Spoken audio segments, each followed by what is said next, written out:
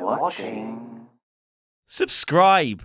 Hello, you're watching ScreenStalker. My name is Chopper Pete Quinnell, and we're continuing Game of Thrones week here on ScreenStalker, as today we've got the most bloody of compilations, as we'll be taking a look at the best Game of Thrones deaths so far in the series, with just one episode to go. Now, of course, some of these deaths may get trumped by what happens in the last episode, and there's no doubt some of your favorite death scenes will be omitted from the list, considering there's been just that many deaths. Before we get into it though, press the thumbs up, subscribe, enable notifications, and leave us a comment answering the question of the day, which today is, in your opinion, what's the best Game of Thrones death? With all that said, let's take a look at the best Game of Thrones deaths so far. Needless to say, spoilers ahead for the entire series, obviously. Oberyn Martell. Well, of course this had to be on here. The Viper versus the Mountain was a fight that was built to brilliantly throughout the entirety of Season 4, culminating in Episode 8 of the season. Tyrion Lannister was on trial for murdering Joffrey Baratheon, more on him later, and he had demanded a trial by combat. He eventually managed to have Oberyn Martell fight for him, while Cersei had employed the services of the Mountain Gregor Clegane. The fight itself was a back and forth affair, with Oberyn outsmarting the hulking Mountain with his speed and agility. Eventually he got a little too cocky and a little too off guard, and the Mountain overpowered him. But he didn't just kill him. No, that would be too simple. He popped his head like a watermelon and left his brains scattered on the floor. This was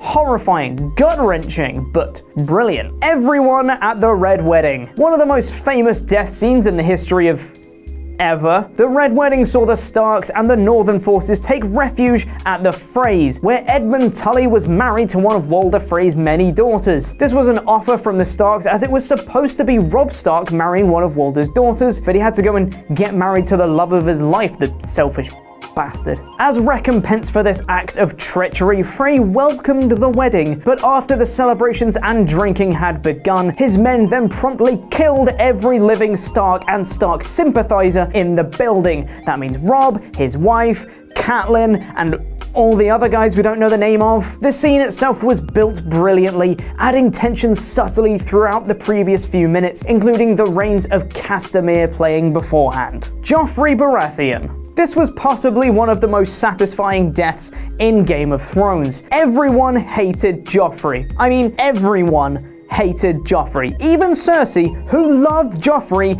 hated Joffrey. Everyone wanted to see him dead, but unfortunately, he was the king. Then his wedding came, where he was to be married to Marjorie Tyrell, because the worst people get the best things. But after the wedding was done and the celebrations and drinking had began, I seem to be noticing a trend here, Joffrey began making a speech but was cut off by a coughing fit. Turns out the coughing fit was actually poison, which straight up killed him. And good riddance to you, you old piece of mother you. Tywin Lannister. Tywin Lannister was shot with an arrow while he was on the toilet by his son. This was great. Tyrion Lannister had had enough. He was released from prison by his brother Jaime, and on his way out of the castle, he decided to stop by his old man's place and shot him while he was on the toilet, and also then killed his former lover who was in his father's bed. Nice.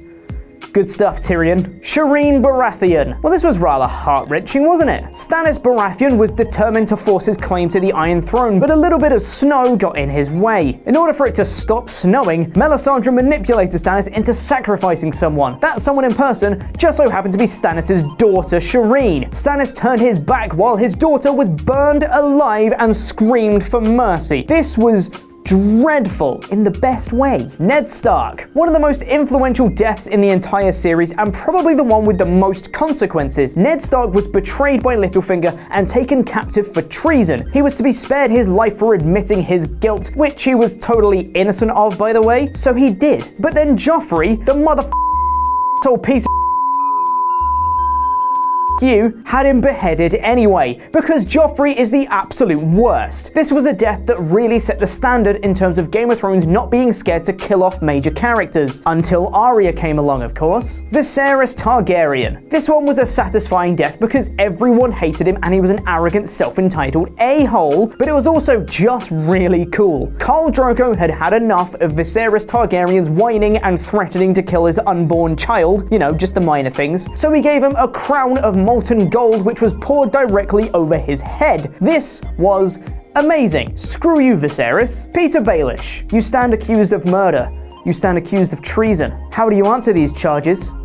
Lord Baelish. Oh, snap! The feud between Arya and Sansa that led up to this moment was a bit naff, but it was all sort of worth it for this twist. Littlefinger had lied and manipulated his way through nearly 7 seasons of Game of Thrones, and it was about time Ned's betrayer had his karma, especially at the hands of Ned's children. This was lovely. Sandor and Gregor Clegane. Clegane Ball! This was a great fight built up by the Mountain switching his loyalties and murdering Qyburn with a quick push into a wall because he's the Mountain. The revenge that the Hound had built up since season 1 of the show bubbled over into a visually stunning fight, which almost ended with the Hound getting his head popped like Oberyn before the Hound stabbed the Mountain through the eye and then charged both of them out of the tower and into the fiery depths of hell below them. Clegane Bowl ended in a draw, and I'm absolutely okay with it. Ramsay Bolton. If you want to talk about satisfying deaths, I will point you to Ramsay Bolton. Ramsay tortured, manipulated, forced, raped, and pillaged his way to taking control of Winterfell, and was probably the best out-and-out bad guy on the show. After the conclusion of the Battle of the Bastards, Ramsay was defeated and chained up. Sansa had one final moment with him before releasing his own dogs on him